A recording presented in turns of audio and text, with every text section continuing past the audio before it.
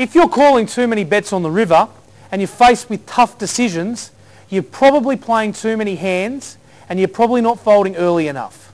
You're in the hand too long. Get out earlier, it's going to save you money. By the time we get to the river card, you are obviously going to be in front or behind, but there's still a lot of gameplay left. What we certainly don't want to do is be donating more money at this late stage in the hand.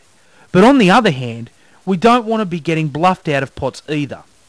What we need to do here is manage the situation by being a little more cautious with our betting. You always want to get some value when you're in front. When you have the nuts, you want to make a bet and you want to get called.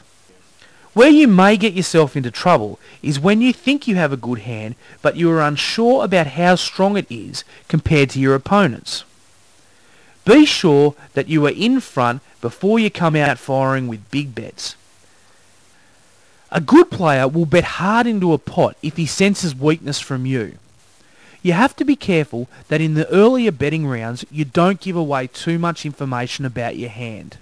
Follow your instinct whether you're in front or behind, but don't let another player think that by a big bet they'll simply push you out of the pot. 9 times out of 10, betting the river is a stupid thing to do. I can hear you all thinking to yourself, why? Aren't we out there to make money? Now this is true to a point, but let's have a look at an example of what I mean. Stuart raises to 6,000 in mid-position with his ace-10. Everyone else folds, but Michael in the big blind decides to call. Michael checks the flop and Stuart has hit second top pair, but he respects Michael as a player, so he's going to check as well. This is probably a mistake, as he really should bet his superior position in this circumstance. The turn is a 5 and Michael checks again. Now Stuart is sure that his 10 with an ace kicker is in front, so he bets 10,000. Michael looks a little unsure and puts in the 10,000. At this time, the alarm bell should be ringing. The river brings a 6 of clubs, which appears to be a fairly harmless card. Michael checks, and Stuart, still thinking he is in front with his ace-10, bets 10,000. Michael now raises to 50,000. Do you see the problem now?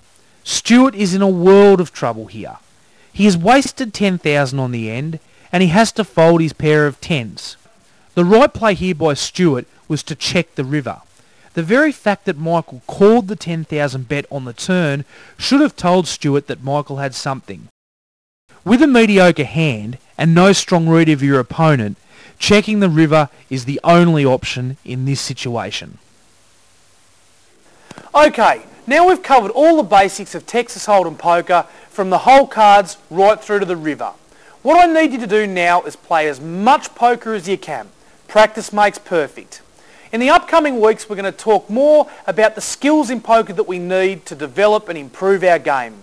I'm James Potter and I'm pushing the chips in your direction.